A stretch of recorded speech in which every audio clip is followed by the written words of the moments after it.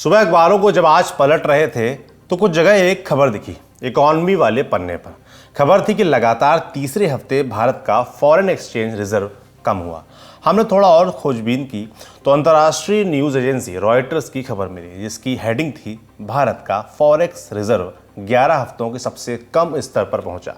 तो हमने सोचा क्यों ना आज आपको फॉरेन एक्सचेंज रिजर्व, जिसे फॉरेक्स भी कहते हैं, उसका पूरा तिया पांचा समझा दिया जाए। तो आज की मास्टर क्लास में सी फॉरेक्स रिजर्व पर बात करते हैं।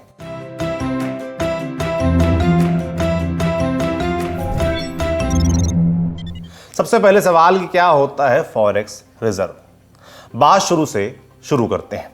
फॉरेक्स रिजर्व होता क्या है? फॉरेक्स फॉरेन और एक्सचेंज दो शब्दों से मिलकर बना है। हिंदी में इसे विदेशी मुद्रा भंडार कहते हैं।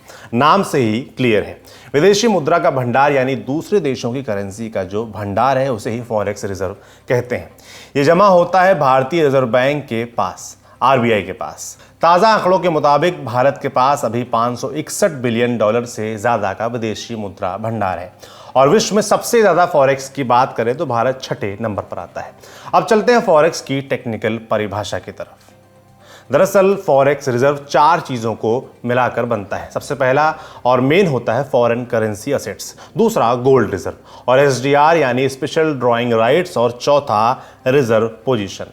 पहले जानते हैं सबसे ज़रूरी होता है जो फॉरेन करेंसी असेट्स को। इसमें आता दूसरे देशों से आने वाला पैसा।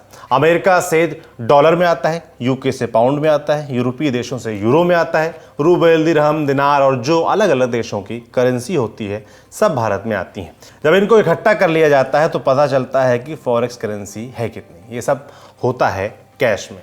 फिर इसमें कैटेगरी में कई चीज़ें आती हैं कि अमेरिका के कुछ इंस्टीट्यूशनल बॉन्ड्स होते हैं। इन बॉन्ड्स को भारत सरकार या फिर आरबीआई इन्वेस्ट करती है। इसके अलावा कुछ ट्रेजरी बिल्स होते हैं, ये भी अमेरिका या दूसरे देशों के होते हैं। इनमें भी हमारा देश निवेश करता है। ये सब मिलाकर बनता है एफसीए यानी कि फॉरेन करेंसी रिजर्व।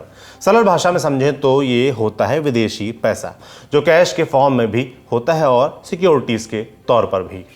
इसके बाद आता है गोल्ड रिजर्व यानी जो सोना हमारे देश में रिजर्व के तौर पर रखा गया है वो भी फॉरेक्स रिजर्व में ही आता है। इसे आप ऐसे समझ सकते हैं कि अपने यहाँ हर आदमी सोने के गहने खरीदता है। पहला तो लोगों को शौक होता है, दूसरा मुसीबत के समय में सोना काम आता है और हमारे देश में सोना मुसीबत के समय काम आया भी है। इसकी कहानी भी आपको आगे बताएंगे। तीसरा और चौथा कंपोनेंट जुड़ा है उधार से जो हम लेते हैं आईएमएफ यानी इंटरनेशनल मॉनेटरी फंड से। ये होता है स्पेशल ड्रॉइंग राइट्स यानी एसडीआर और चौथा होता है आईएमएफ के पास हमारी रिजर्व पोजीशन। इन दोनों टर्म्स को एक उदाहरण से समझते हैं। मान लीजिए कि भारत ने आईएमएफ से किसी संकट के समय 1 करोड़ रुपए उधार लिए। इसमें आईएमएफ ने हमें 15 लाख तो तुरंत दे दिए ताकि काम शुरू हो सके, बाकी ज़रूरत पड़ने पर देने की बात की। अब ज़रूरत पड़ी तो 35 लाख और दे दिए, अब बचे 50 लाख। तो इसमें जो 35 लाख हैं वो होता है एसडीआर और जो 50 लाख बचा उसे कहते हैं रिजर्व पोजीशन। तो इन चारों चीज़ों को मिलाकर बनता है foreign exchange reserve. Gold reserve.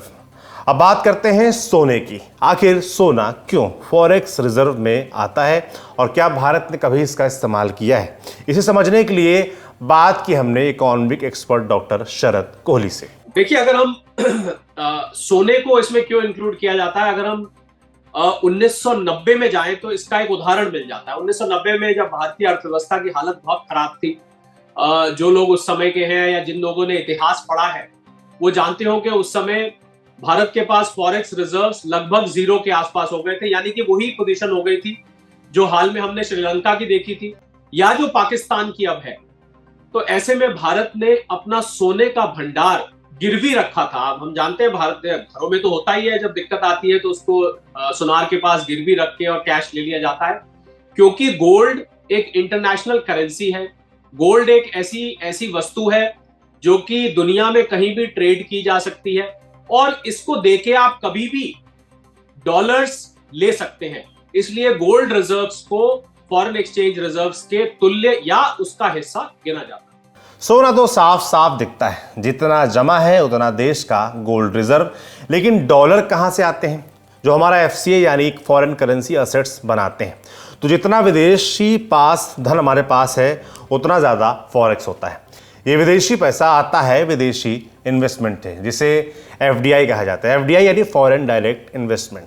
जो विदेशी कंपनियां भारत में निवेश करती हैं, यानी अपनी कंपनी खोलती हैं या फिर भारत की कंपनी में इन्वेस्ट करती हैं, वो एफडीआई होता है। और फॉरेक्स में एफडीआई का ही बड़ा हिस्सा होता है। इकोनॉमिक एक्सपर्ट्स के मुताबिक पिछले साल 60% से ज़्यादा फॉरेक्स एफडीआई के माध्यम से आया है। इसके अलावा फॉरेक्स का एक बड़ा हिस्सा जो भारत सरकार उधार लेती है, तब जब भी बजट आता है तो आप ये ज़रूर सुनते होंगे कि सरकार का रेवेन्यू सरकार के खर्च से ज़्यादा है, यानी जितना सरकार की कमाई उससे ज़्यादा खर्चा है, इसलिए सरकार को उधार लेना पड़ता है। तो उस तरह के फॉरेक्स का एक और बड़ा हिस्सा आता है सरकार जो उधार लेती है उससे। इसके अलावा लाखों की संख्या में भारतीय दूसरे देशों में काम करते हैं, लेकिन इनके परिवार यहाँ भारत में रहते हैं। उनके लिए ये लोग पैसे भेजते हैं, जिसे टेक्निकल टर्म्स में कहा जाता है रेमिटेंस। अब जो सबसे ज़रूरी सवाल है वो ये है कि आखिर भारत का फॉरेक्स घट क्यों रहा है? क्या इसकी वजह फॉरेन करेंसी एसेट्स का कम होना है, या फिर सोने के दाम है, या कोई और कारण जिसकी वजह से हमारा विदेशी मुद्रा भंडार कम हो रहा है? इस सटीक विश्लेषण हमने शरद कोहली से जाना। कि जैसा कि मैंने बताया कि जहां सोने के दाम एक समय 1920-1950 डॉलर, बल्कि ये भी अटकलें लगाई जा रही थी कि $2000 प्रति आउंस तक शायद पहुंच जाएंगे, और उसमें थोड़ी सी करेक्शन आई है। वो 1810 और 1815 डॉलर के बीच में आ गए। तो हमारे जो गोल्ड रिजर्व्स हैं, उन रिजर्व्स की कीमत जो है उसकी वैल्यूएशन में भी फर्क पड़ जाता है, जिससे फॉरेक्स रिजर्व घटे दिखते हैं। एफपीआईज और एफआईआईज जब भारतीय शेयर मार्केट से पैसा निकालते हैं उससे फर्क पड़ता है। दूसरा, इंपोर्ट्स जो भारत आयात करता है उसमें भी फॉरेक्स रिजर्व यहां से बाहर जाता है। ये छोटे कारण इस समय के माने जा रहे हैं, हालांकि ये कभी बड़े कारण भी बन जाते हैं। इनमें से जितने भी कारण है वो बड़े छोटे होते रहते हैं, उसमें घटना भी होता रहता है, बढ़ोतरी भी होती रहती है। तो जब जब देश के इंपोर्ट्स बढ़ेंगे तो फॉरेक्स रिजर्व्स घटेंगे, क्योंकि यहां से हमें विदेशी मुद्रा की पेमेंट करनी पड़ती है। दूसरा, जब भारतीय यहां से बाहर पैसा भेजते हैं, इसमें यहां जानकारी बहुत जरूरी है आज ललन टॉप के जितने भी मास्टर क्लास के फॉलोअर्स और व्यूअर्स हैं उनके लिए, कि हर भारतीय को लिबरलाइज रेमिटेंस स्कीम, LRS इसको बोलते हैं, उसके अंतर्गत आप $2.5 लाख प्रति व्यक्ति प्रति वर्ष भारत से बाहर भेज सकते हैं। तो जब लोग इस LRS का प्रयोग करते हैं स्कीम का, किसी भी बैंक में जाएं आप, एक A2 फॉर्म होता है वो साइन करें, और ये पैसा आपसे कुछ पर्पसेस के लिए बिना ज्यादा सवाल पूछे भेज दिया जाता है। उदाहरण के तौर पर आपने कोई इन्वेस्टमेंट करना है, कोई छोटी मोटी प्रॉपर्टी लेनी है, आपने एजुकेशन के लिए भेजना है, वगैरह वगैरह। तो ये भी कई दफे ये रेमिटेंसेस बाहर से बढ़ जाती हैं, इसकी वजह से भी फॉरेक्स रिजर्व पर असर पड़ता है। पर ज्यादा बड़ा असर गोल्ड में अगर बहुत ज्यादा करेक्शन आएगी तो फॉरेक्स रिजर्व आपको जो कुल मात्रा है उनकी घटी दिखेगी वैल्यूएशन की वजह से।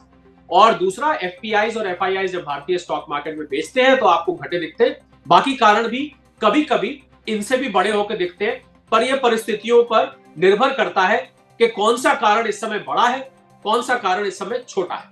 इसके अलावा कच्चे तेल के दाम का असर भी हमारे फॉरेक्स पर पड़ता है, क्योंकि भारत के कुल तेल की ज़रूरत का 86% दूसरे देशों से इंपोर्ट यानी आयात किया जाता है, और विश्व भर में इंपोर्ट होता है डॉलर में। ऐसा इसलिए क्योंकि विश्व में सबसे बड़ी इकॉनमी अमेरिका की है और उसकी करेंसी को सर्वमान्य मान लिया गया है। इस वजह से भी फॉरेक्स पर असर पड़ता है। तो अगर हमारे आयात और निर्यात में फ़र्क बढ़ेगा, यानी आयात बढ़ा और निर्यात कम हुआ, तो भी हमारा फॉरेक्स रिजर्व कम हो जाएगा। क्या भारत के लिए चिंता की ये बात है? एक्सपर्ट्स की माने तो ऐसा कुछ नहीं है। भारत के पास अभी 10 महीने का फॉरेन एक्सचेंज रिजर्व है। इसे ऐसे समझिए कि अगर आज से 10 महीने तक हम आयात के जरिए देश इसके जरिए चला सकते हैं।